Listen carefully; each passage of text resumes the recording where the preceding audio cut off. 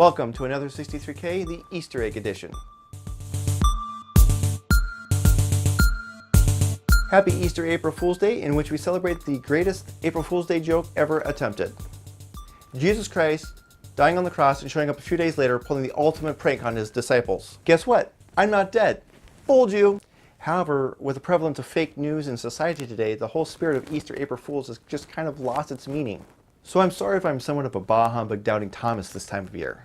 Yet there is one aspect of April Fools that I hold near and dear to my heart. From hidden flight simulators in Microsoft Excel to pinball machines in Microsoft Word to just Googling the word askew on Google, Easter eggs have been a long-held tradition of developers. One of my favorites is the Konami code, which actually did not start out as an Easter egg. The Konami code is a simple sequence that got its start on the Nintendo controller. Now this is a Super Nintendo controller, but you kind of get the idea. The sequence was simple: up, up, down, down, left, right, BA. Of course, these keys are also found on computer keyboards, which lends itself well to being used on websites and other applications. Code first appeared in 1986 on the Nintendo Entertainment System in the game Gradius and then Contra. While testing Gradius, a developer found that the game was too difficult to get through, so he developed the code to power up and get through the game without the hassle of being set back. You know, for testing purposes. However, the code was still in the released game because the developer forgot to remove it. Players and the general public discovered the code, and I don't know how, but they did, and it spread like wildfire. It was so popular that soon the company released sequels incorporating the code.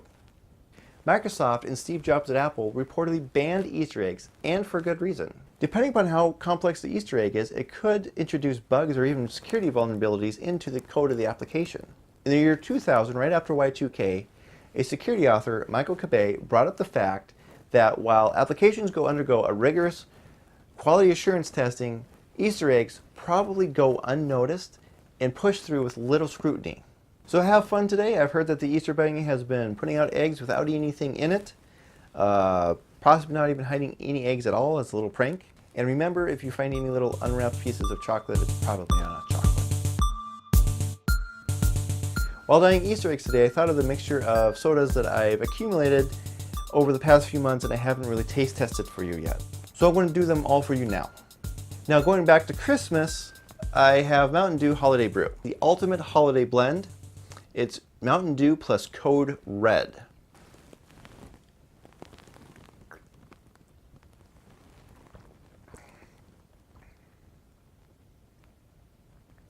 It tastes like Code Red mixed with Mountain Dew. So it's basically Code Red watered down with Mountain Dew. Meh. Alright, so next up, this is something that I've come across. It's salted caramel Pepsi. It's naturally and artificially flavored cola. For what that means, go back to one of my previous videos. Limited time only. Let's give it a sniff. It smells like caramel. Yeah, it definitely smells like those little caramel squares.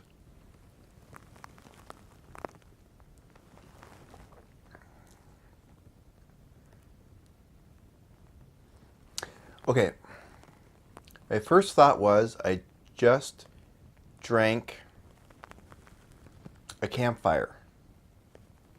It's got that smoky taste to it.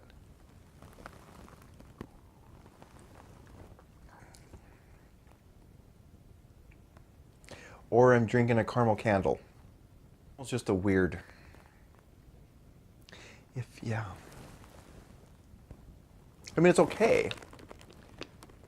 But yeah, it tastes like I'm drinking a caramel scented candle. So my next one is Mountain Dew Ice. Smells kind of like Sprite.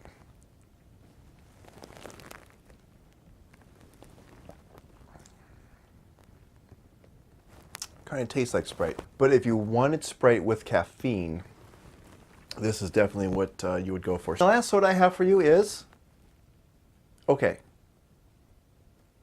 Just kidding, April Fools.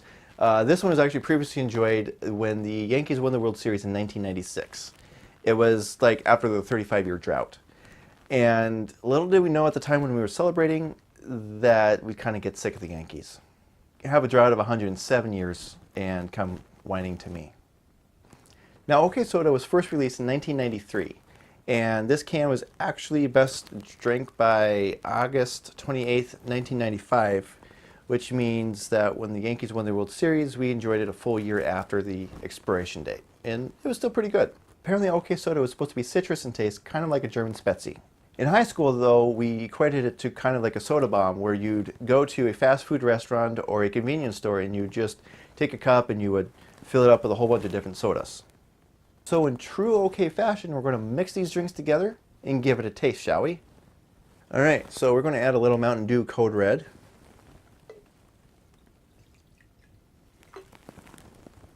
So we're going to do 1 part Code Red. We are going to do 1 part salted caramel.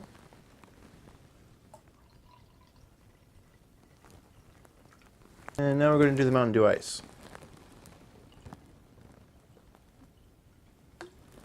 So by all means, this should kind of have a cola citrus flavor with a little bit of caramel and cherry.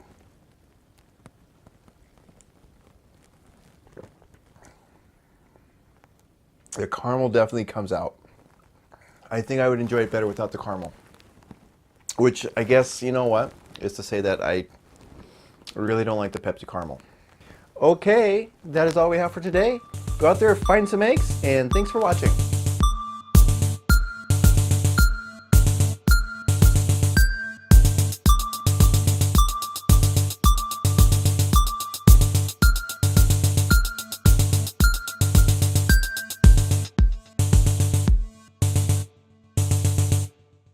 Okay, now the last soda I have for you is OK.